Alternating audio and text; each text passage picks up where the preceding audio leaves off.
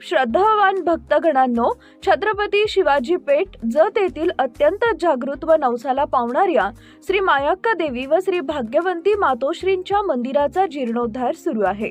या पवित्र कार्यात भक्तिभावानं सहभागी व्हा। तुमची छोटीशी देणगी ही देवीच्या कार्याला मोठं बळ देईल। संपर्क बसवराज महाराज अलगूर, फोन पे, गुगल पे 97 67 27 22 77। देवी भक्तांनी एकत्र येऊन हे पुण्य कार्य यशस्वी करावे ही नम्र विनंती। नमस्कार, मी माया। आपण पाहत आहात BBM न्यूज। पाहूया आजच्या काही ताज्या घडामोडी। सनमडी तलावात माजी सरपंचाचा मृतदेह आढळला।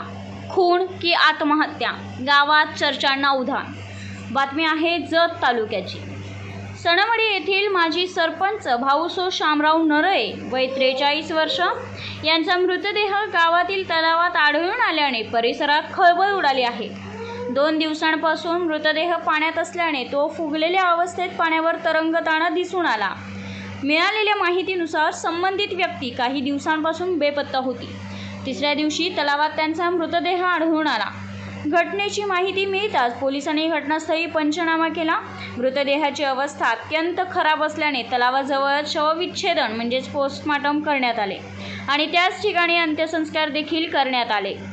डॉक्टरांकडून प्राथमिक माहितीनुसार असे समजले आहे की मृताच्या पोटात मागील 3 दिवसांपासून अन्न नव्हते, मात्र दारूचे अंश आढळले।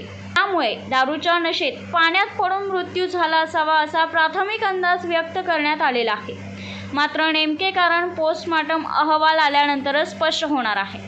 दरम्यान गावात मात्र या घटनेबाबत खून की आत्महत्या यावर उलटसुलट चर्चांना उधाण आलेलं आहे।